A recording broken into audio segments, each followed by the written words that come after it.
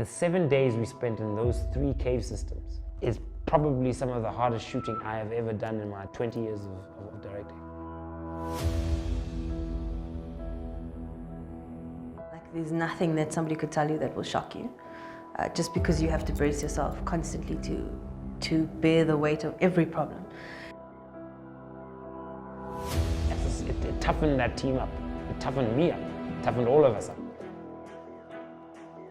I can't take full credit of the work that I do because I work with the spiritual world and I believe that it comes from somewhere.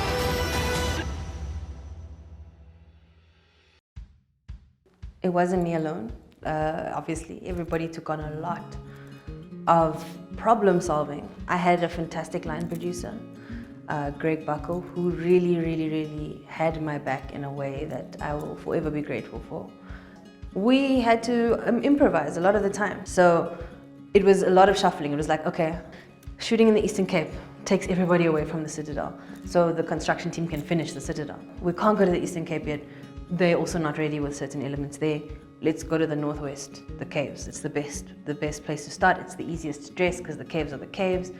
And I think up until the last second, we were still shifting that schedule around based on art department, based on costume, based on actor availability. It was really like a massive Rubik's Cube that we had to just continuously work with and do the best that we could, you know? And we took it day by day eventually, you know? I think it could have been a disaster if that relationship wasn't strong and if I didn't have someone as strong as him guiding me through the process of the moving parts. Because I'm also a very soft and sensitive person and a sentimental person. So the first day of shoot always makes me cry in my car. It's all hypothetical for me until you get there on the first day. And then you just see all these people made it on time. They're having coffee, they're eating. It's a miracle. It's like, wow. It really is a highlight to give birth past a pre-production stage into a filming stage. And to me, man, then you know there's no turning back. You're now got to take this bull by the horn and you've got to take it all the way through to the end. I'm always grateful that our first AD scheduled the caves first. I don't see how mentally, psychologically, emotionally, it could have been anywhere else on that shoot. They were right up front where we still had the energy, we still, you know, we weren't grounded, it was just chaos. And it's only day 1 of 77. I can promise you all, I'm sure you have some experience here or there in making films or being in television, right? I can promise you, you have not had an experience like you're about to have. I promise you that.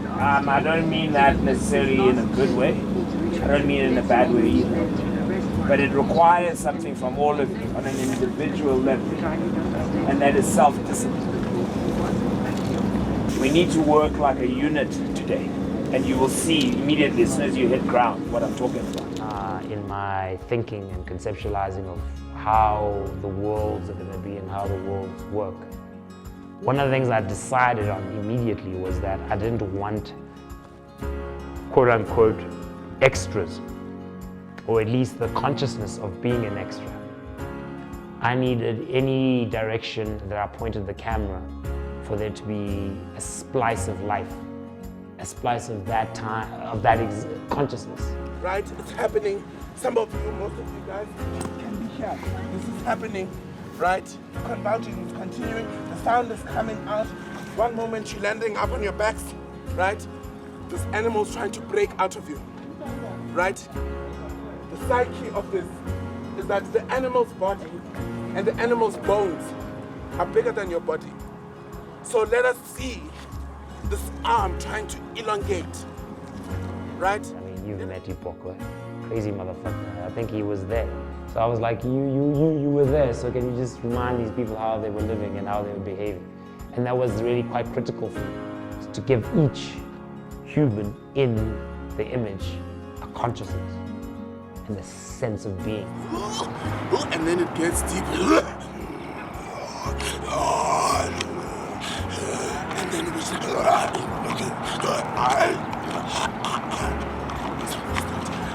builder.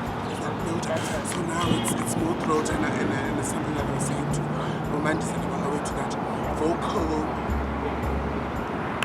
warm-ups quite crucial. Walker gave you guys all these mannerisms and things to work with, right? And then you've been given these costumes. So as performers, this is to try and find the identity of your characters, right? Yeah. But now you're about to encounter the third part. You've got the clothes, you've got the outfit, you've got the mannerisms. Now you're about to encounter the environment. I really needed an undisputed sense that you were deep in the core of the earth. That shit was so deep down. Just to get to set, literally had to walk like a kilometer and a half, a little bit more, underground. Well, first you come down the ladder. I mean, you can't get that anywhere. You can't recreate that. Every time I watch the footage, I'm like, okay, I understand why. I want us to do performance up here quickly first, so that you know what is required of you for the day in terms of performance. So what I need is the people who would have gone to go gather water, come up back up.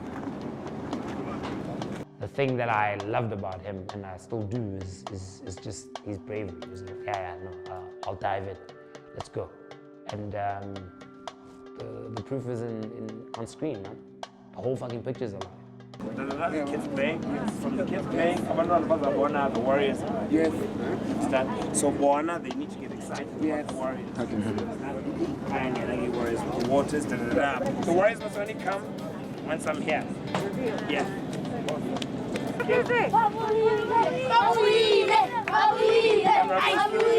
Go to them. Now I don't want everybody to be stuck there. I need things to be happening coming this way as he's moving around. Come right in front of them, do it there. That's where you do that. Yeah. Look at them, your side, give me a side for the camera. Sharp. Now then you come to the old lady. She'll be by her shrine. Yes. Like Bonalanda. Yes. Yeah. And then what is a figure was the old lady. Then it's then we'll play out that action.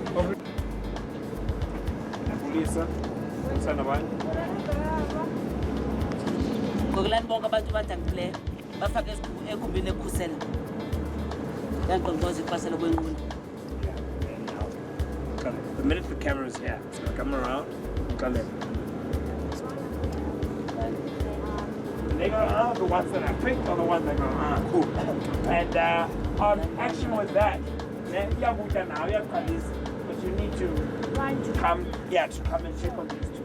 And it's then you get the instructions. And you play the time.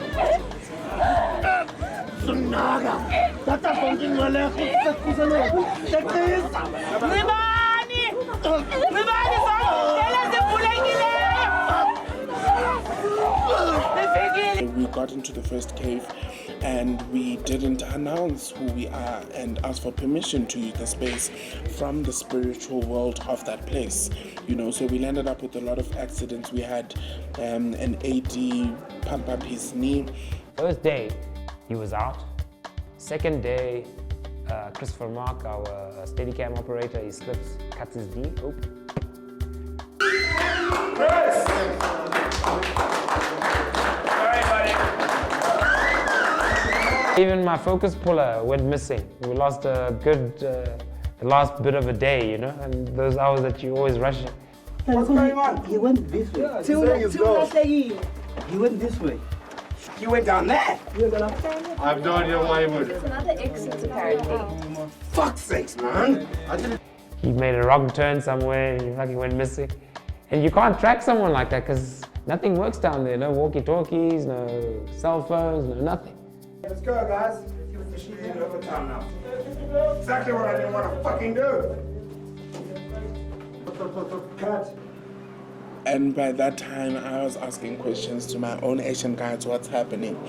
And once again, you're reminded you can never walk into someone's house and not ask for permission to get in, let alone greet and say who you are.